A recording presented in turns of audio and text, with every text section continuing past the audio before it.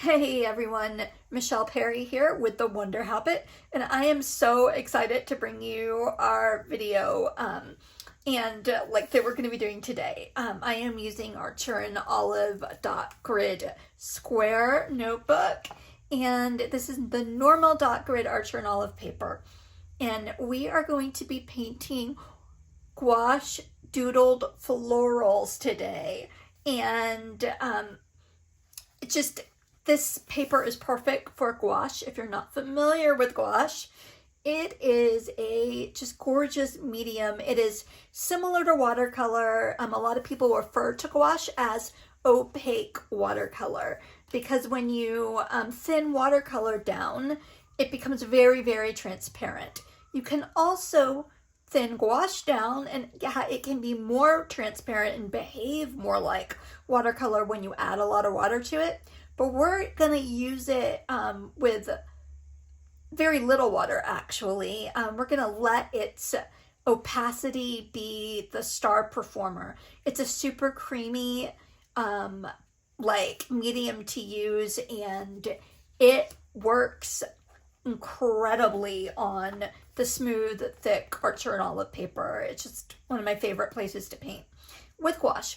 So what we'll need today is you need some gouache, or you can also join us using watercolor, just traditional watercolor. You could do this with acrylic. You could do this with acrylic gouache, which is a different type of gouache. That's not this. That's not what we're going to be using today. In terms of what I'm using, you can, if you have it and you want to jump in and use that, you go right ahead. You can actually do this with brush markers as well if you don't have any paint, and if all you have are pencils, colored pencils, even if you're like borrowing them maybe from other members of the family that use them in school, you can do that, right? You can literally sketch along with us and just, instead of doing the paint strokes, you can fill it in with your colored pencils or whatever medium you have or like to work in. So this is Winsor & Newton designer gouache. This is artist grade, which means it is very pigmented and it re-wets beautifully. It's just wonderful to work with, but it's also a bit pricey. So if you're looking for you really want to try gouache and you think this is so fun, you may or may not have seen these on social media running around, but this is Himi gouache, and it is a type of gouache that is called jelly gouache, really only because it comes in what looks like little jelly cup containers. And traditional gouache, artist gouache like this, and this is also considered traditional gouache, it can dry out and you can re-wet it and use it again, just like you can with watercolor cakes. Some people think it has a slightly different consistency. I don't see a huge difference, and I like using it straight fresh and re-wetting it after it has dried.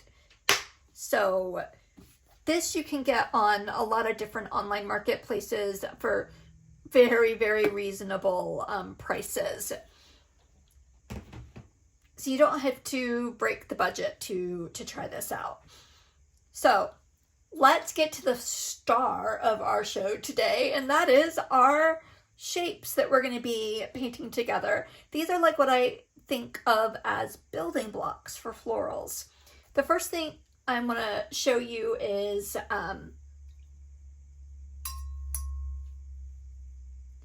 what I like to call an S-curve. S-curves are great for ferns or for branches or for like grass. And what you're going to do is, notice I didn't put a lot of water in here. I just got enough to get it wet, and I didn't put the gouache all the way up to the ferrule of the brush, because if you saturate your tip,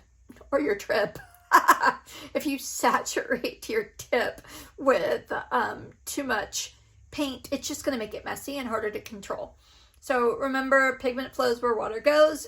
So I'm just putting it on the very tip of my brush, and I am holding this a lot like I would a pencil if I were to draw. So this is less an exercise in painting and more almost using your paintbrush like a pen or a pencil to draw with or to doodle with. All right, so with my S curve, all I'm going to do is start with a very light, and if you're not familiar with using a paintbrush in this way, it may take a couple of tries to get a curve that looks even, and that's totally fine. If you've never really done this at all, let me back up for just a moment and show you two things that I think are going to be helpful for you. Again, I just put it on the very tip of the brush, and I would say start with just some straight lines and see how thin you can get them if you hold it up like that, where the brush is almost straight on top of the paper like that. You'll notice I'm getting a variety of, like, that's a little lighter, that's a little darker. That's because I mixed more water in. This looks a little bit more like watercolor. If I want it to be more gouache-like, I'm always wiping off the excess water. And I'm going to come in here and grab some of that and mix it in. So right on the tip is what we want. If you want to get it thicker, you want this to vary a bit, and you hold your brush more at a slant. You can go like this.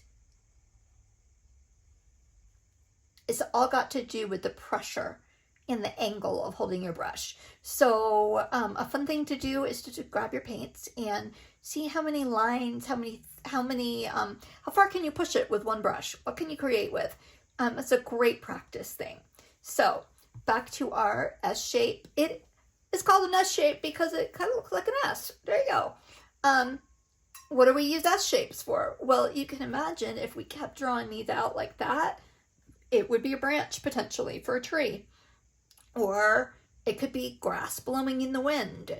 We add leaves to it. This is probably the most common thing I use an S curve for, and that is I'm just going to come in and I'm going to do a simple leaf, and all a simple leaf is I'm going to tip just like that, barely touch, press and drag, touch, press and drag, touch, press and drag. Okay, and it starts to become either a branch from a bush, or maybe it's a wildflower that's growing in a meadow. I mean, it's literally, there's so many different ways that you use this, okay? And if you're like, whoa, how do I keep track of all of these things? There's actually a free download that goes along with this video over on the Archer and Olive blog that is related to this, where you can download not only the cheat sheet for all of these strokes, but I also have some flower references, and I'm going to demonstrate a few ways to use these after we go through all 9 of them. So that was our S curve. I'm just going to come in here and give it a name. Our next stroke is going to be what I call like the quotations, and it's just a little like you're making quotation marks. These strokes can be really good for lavender, for wheat, for a number of delphiniums, flowers that are kind of in this shape, right? They can also just be decorative. So that is our quotes. I call it quotation, or quotation stroke.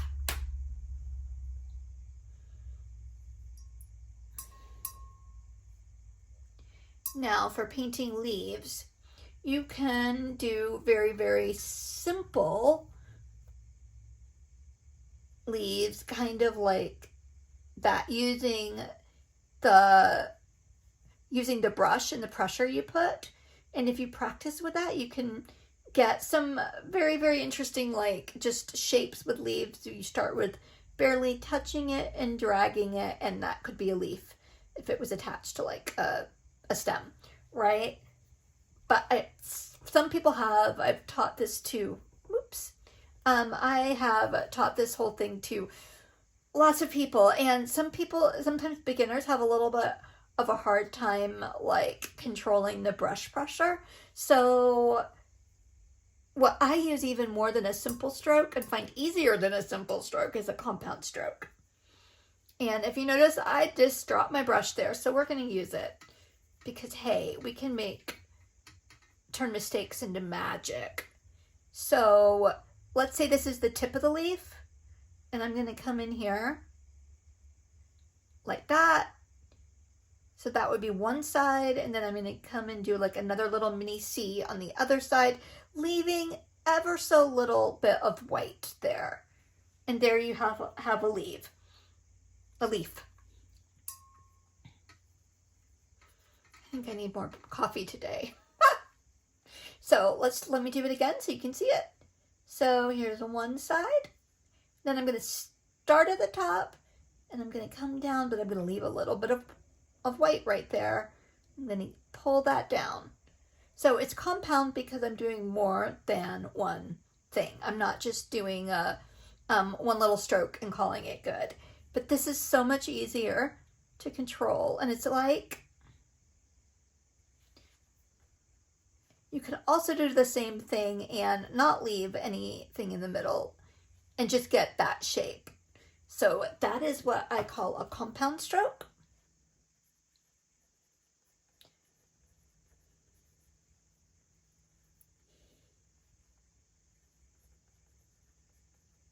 Let's see, we'll call this a leaf.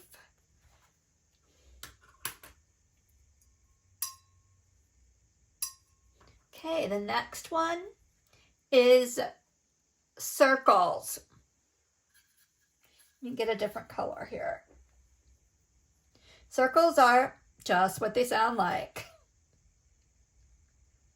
And I'm doing them similar to like, I'm doing that same motion, but I'm just turning it into a circle instead of a leaf shape.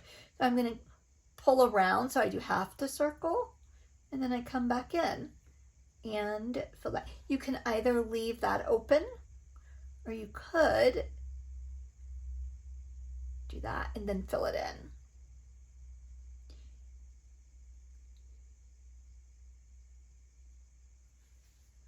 And they don't have to be all perfectly circular. It's more about getting a brush motion and getting an idea of what you can use to build different doodles and flowers with. So that's our circle. The next one, this is the one, if you're thinking, I don't know how to paint, I'm not a good painter, I can't paint. If those are the thoughts that like enter your mind when you are watching this, let me show you this. I'm gonna show you the easiest flower you can ever paint at the end of this, and I'm gonna prove to you that you're able to do it, because you are. All right, so this is literally dots. I'm not even kidding.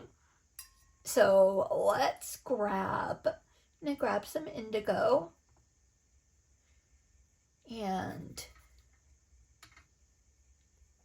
mixed it with a little of the pink. I want some more pink though. And if I'm going to mix it with pink, that's going to turn this kind of a purplish blue at that. So dots, you take the very tip of the brush. I hold it very close like a pen, and I just very lightly dot, dot.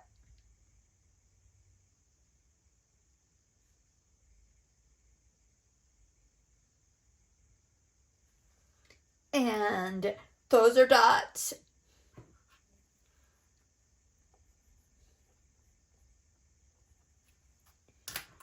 If you can do this one and a compound stroke, I got the flower for you. So we're up to 5, so let's finish our 4 more. The next one is so super easy. It is, you can go back to green. It is what I like to call I'm noticing this is going to be it's actually quite saturated. So I'm going to wipe it off just a little bit so I have more control.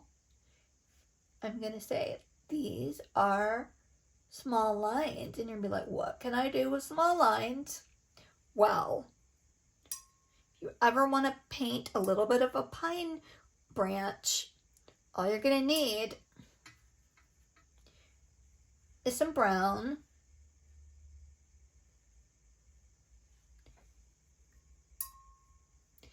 And then you're going to come in and grab some green. I want some more green. And pine green is a darker green, so I'm picking up my olive green. That's still not very dark. So I'm going to come in and I'm going to grab some brown that darkens it up a bit. Now, we say pine.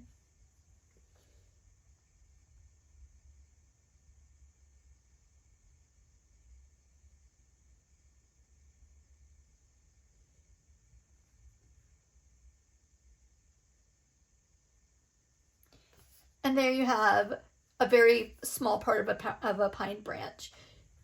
These small lines also are great for painting feathers as well. So, let me write this down. This is our tiny lines. You can also use them decoratively for like hatching if you're doodling other things. Okay, teardrops. Teardrops can be petal shapes that can also be water, like water drops, if you're creating some abstract decorative elements as well. And so what I do with teardrops, let's just do a turquoise for them, is I will actually draw them with my brush and then fill them in. And if you're wanting to do a fun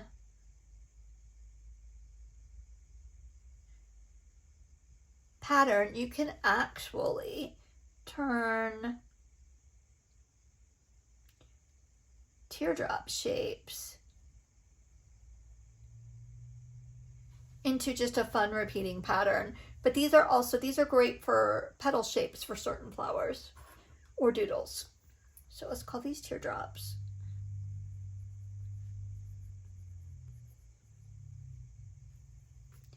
And then next is going to be simple petals. Go ahead and write that in.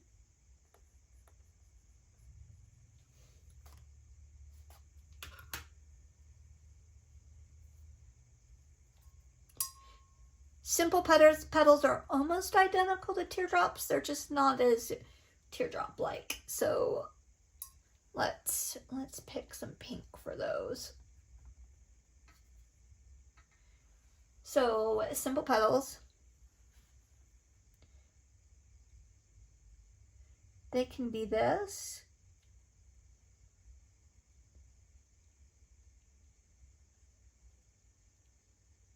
See, it's very similar to a teardrop.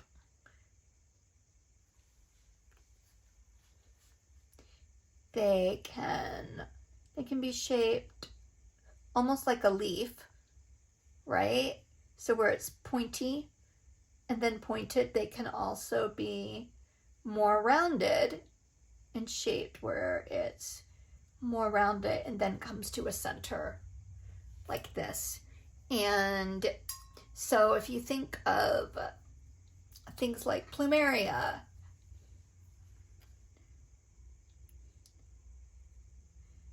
make that rounded. So this is my center point. So I'm going to come out from that and I'm going to make that rounded. If I get it too pointed, I can always add more.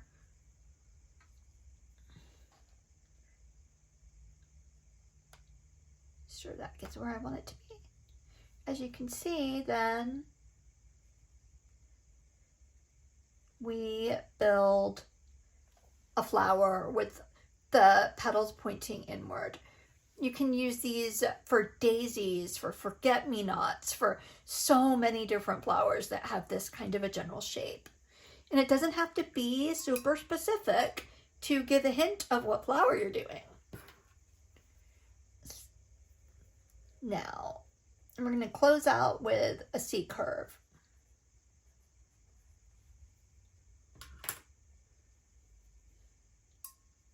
Let's grab a little bit more red.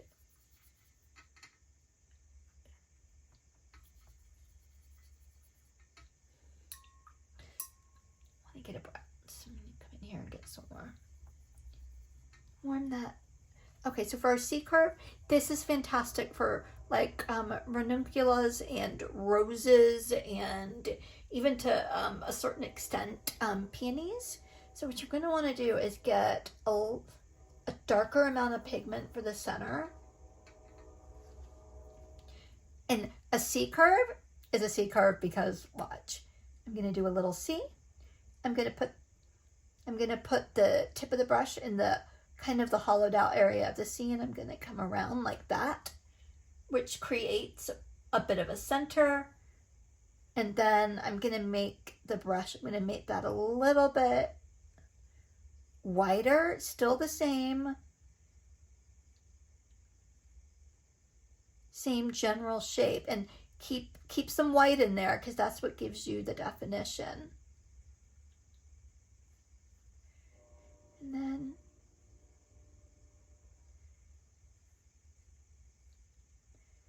you're just going to, you can keep making C curves around.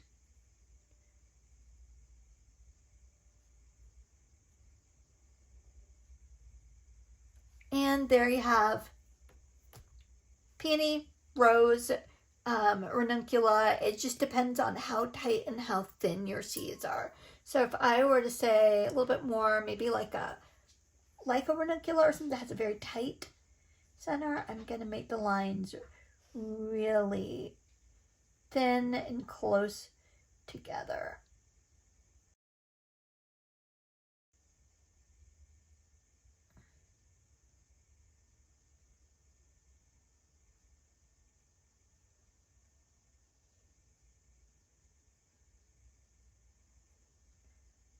Only after I get to the outside am I going to make them go a little bit, like a little bit thicker. So those are our basic building blocks for florals right there. Now, I'm going to teach you the easiest flower to doodle ever in existence. You ready? I promise you can do this. We're going to grab some kind of olive green and mix that in with the existing green. Okay? And I'm going to do just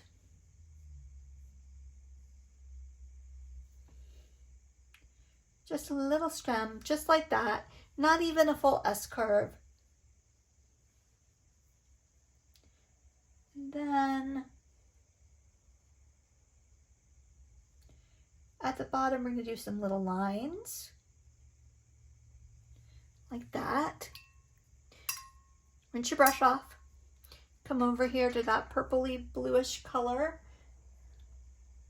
And I want you to start dotting, but keep your dots really close together.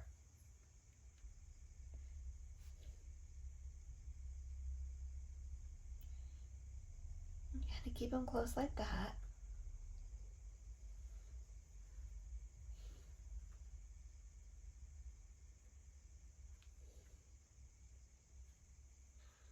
I'm gonna get some more.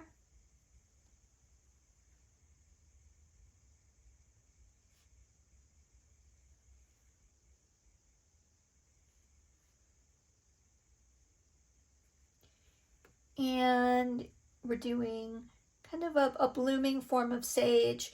You can also do this a lot more simply for just a little sprig of lavender. Some more paint on it than that. Get it a little bit darker. And I'm going to leave a little opening so I can put a stem there. So you can start from the flower or you can start from the stem. Just depends on, yeah, try it out, which one you like. So on this lavender, I'm going to come in this opening. I'm just going to dot a smidge of a stem, a hint of a stem, right there. And then there.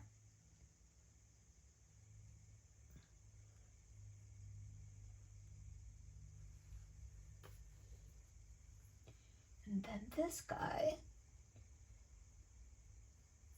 add a little bit more. Again, I'm just using really these small lines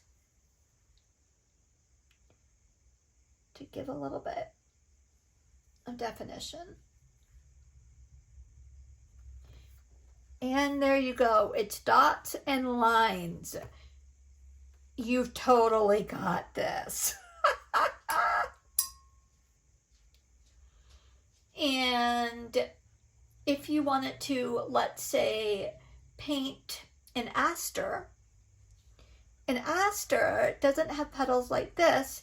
It has more petals that are straight lines. So let's paint like a little bit of a purpley fall. Actually, I think at any time of the year, depending on where you live. It's got kind of an orangey center to it. So I'm just going to do a circle, but it's going to be a filled in circle.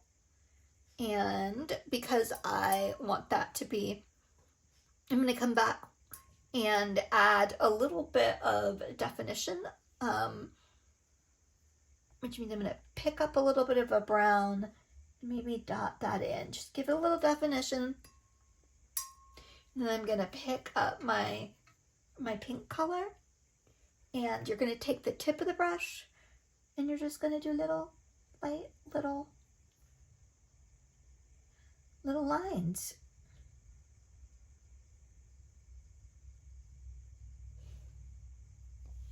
And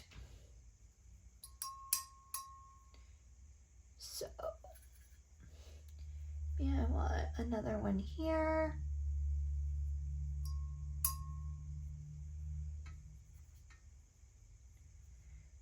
And say that's the top of it.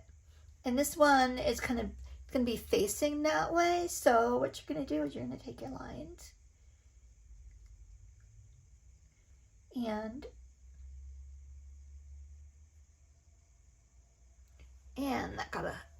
that line got a little bit too long. So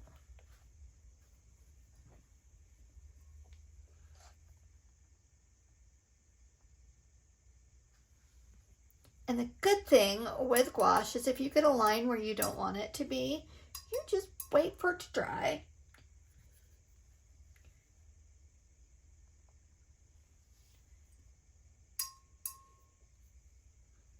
Just wait for it to dry, and then you come in with your, oops, don't throw your paintbrush. You come in with white and just clean it up. Although I don't actually mind that. And then just come in and say, here are my flowers.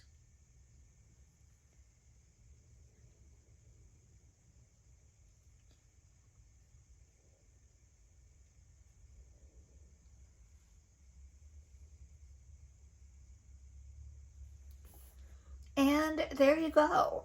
So these are our building blocks. Any flower that you see that are common to paint are going to be some combination of these starting points. So I hope you have found this helpful, and I just am so excited to share this with you because this was such a game changer when I realized this.